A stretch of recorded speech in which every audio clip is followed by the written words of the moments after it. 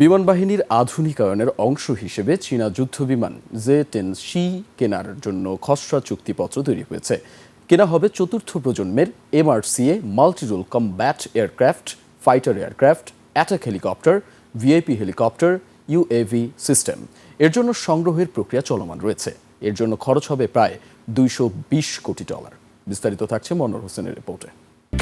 Lily whipped shea mystic glowing body wash, secret to ultimate glow. Forces goal 2030-এর অংশ হিসেবে বাংলাদেশের আকাশসীমা নিরাপত্তার জোরদারে চীন থেকে 20টি অত্যাধুনিক J-10CE মাল্টিরোল যুদ্ধবিমান কেনার প্রক্রিয়া শুরু করেছে সরকার। প্রস্তাবিত এই প্যাকেজের আনুমানিক মূল্য ধরা হয়েছে $220 কোটি, যা বাংলাদেশি মুদ্রায় প্রায় 27,060 কোটি টাকা। এর মধ্যে প্রতিটি যুদ্ধবিমানের মূল্য পড়বে প্রায় $6 কোটি বা 738 কোটি টাকা। সংবাদ সম্মেলনে তথ্য ও সম্প্রচার বিষয়ক উপদেষ্টা জানান, চলতি অর্থবছরে প্রয়োজনীয় বাজেট বরাদ্দ পাওয়া গেলে ক্রয় প্রক্রিয়া দ্রুত এগিয়ে নেওয়া হবে। তা সম্ভব না হলে পরবর্তী বাজেটে প্রকল্পটি চূড়ান্ত করা হবে। বিভিন্ন মডেলের চতুর্থ প্রজন্মের MRCA multi-role combat aircraft, fighter aircraft, attack helicopter, VIP helicopter, UAV system সহ এগুলো চলমান রয়েছে।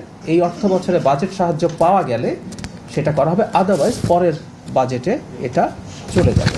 ফ্রান্সের রাফাল কিংবা ইউরোফাইটার টাইফুনের তুলনায় J-10CE এর সক্ষমতা ও মূল্য দুই দিক থেকেই এটি বাংলাদেশের জন্য ভারসাম্যপূর্ণ একটি বিকল্প বলে উল্লেখ করেন উপদেষ্টা। রাফালকে বলা হয় 4.5 জেনারেশনের সবচেয়ে আধুনিক ফাইটারগুলোর একটা, তার সাথে কমব্যাট সিচুয়েশনে খুবই ভালো করেছে। সো বাংলাদেশ সেদিকে মনোযোগ দিয়েছে।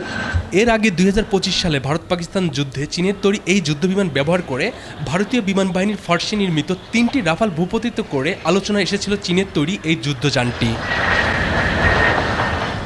ফ্লাইট গ্লোবাল এর 2026 সালের তথ্য অনুযায়ী বাংলাদেশ বিমান বাহিনীর বহরে বর্তমানে 35টি F-7 এবং 6টি MiG-29 সহ মোট 41টি যুদ্ধবিমান রয়েছে।